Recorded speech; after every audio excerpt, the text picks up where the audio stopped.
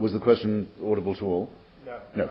The gentleman reminding me that I'd said that a belief in God would entail a belief in the, let's call it for now, the Christian God, the loving creator God, would involve submitting yourself to permanent surveillance, supervision before you were born and after you were dead. Reminds me again that we are rule-bound as it is by matters such as gravity and the laws of physics. And he says, what do I make of that? Well, the laws of gravity don't apply to you after you're dead, whereas the laws of the Christian God do, or the Muslim God do. That would be the first distinction. The second is that there are indeed laws from which no one's exempt, but they don't require a permanent intrusion into your privacy or a permanent verdict upon your personal behavior or the threat that nothing you do will ever be exempted from a judgment. So those are as arbitrary compared to the laws of physics, I think, as anything could be. It's just two different senses of the word law.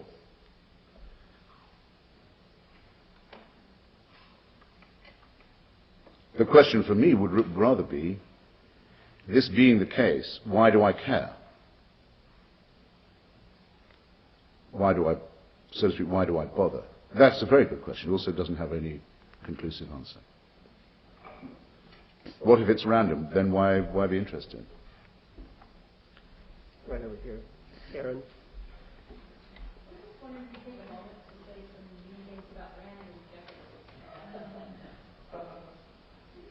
Yeah, I'm invited to be unpleasant at the expense of Ayn Rand.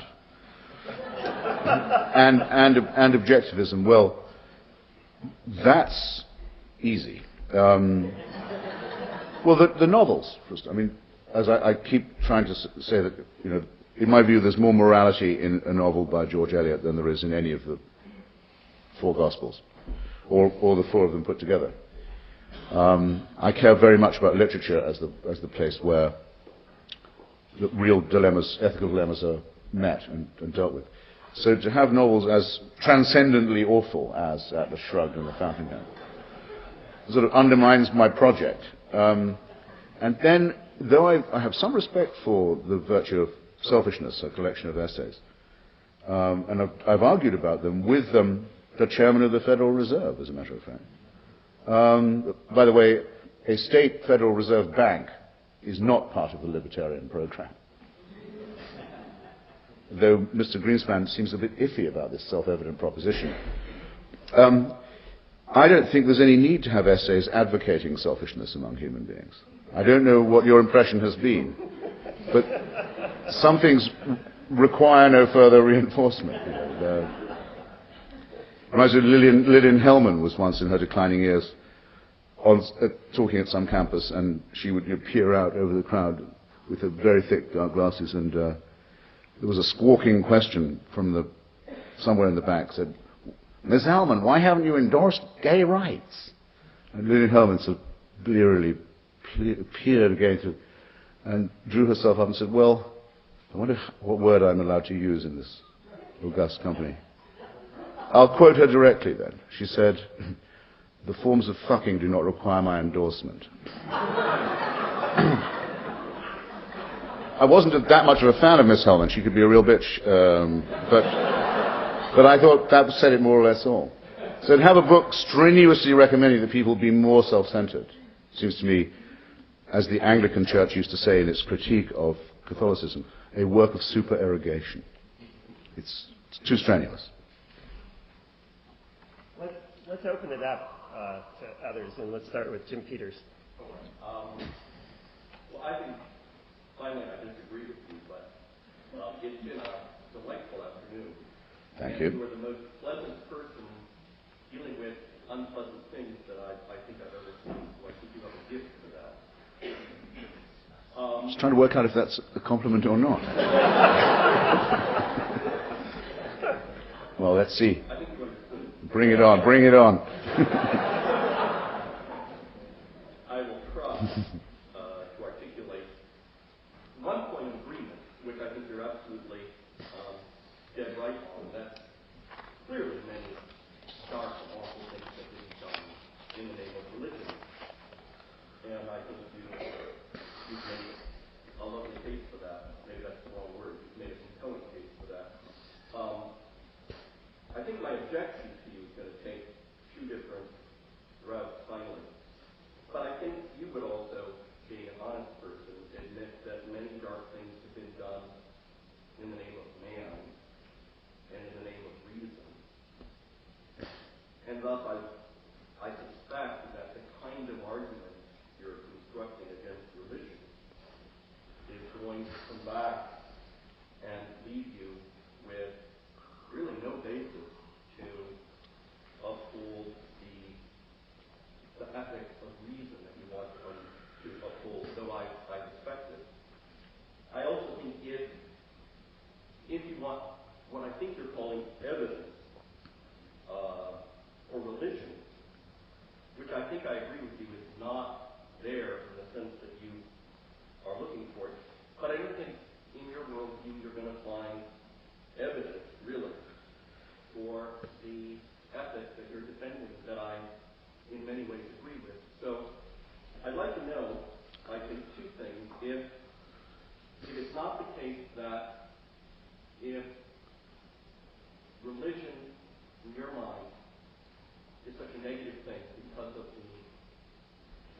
often atrocious track record that it has in history, if based on that, you're not left, one, with really having to say the same thing about reason.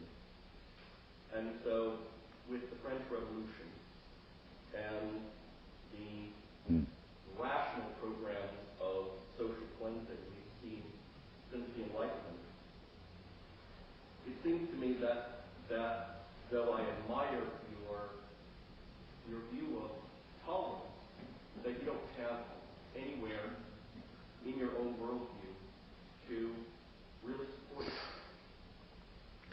I'd love to hear your response.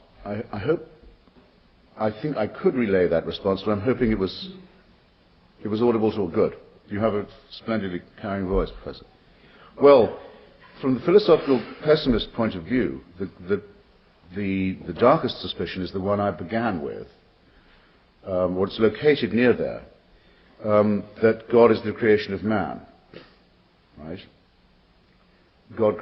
Man created God as an image, not the other way around. Consider the implications of this. They're just as bad as the other way around. What kind of God creates the kind of psyche and body that we have, and the readiness to chauvinism and panic and the cruelty that we manifest, and the fact that our prefrontal lobes are so small and our adrenaline glands are much too big, and our urinogenitory arrangements so conducive to obscenity and so forth. Well, the same is true if it's man doing the creating. Monsters may well be created that way too. There's no way around that. You're quite right. I gave the instance of North Korea because I saw there a metamorphosis from what had at one point been a very Spartan communist atheist party state with a very strong leader cult, strong leader worship, into something that has now become fully devotional as a system. It is now a church, North Korea. Obviously, the figures of Stalin and Hitler are partly created by superstitious people who want to have an absolute leader who they can trust, worship, and thank all the time, and who think that's pleasurable. This is man-made as well as man-imposed, of course.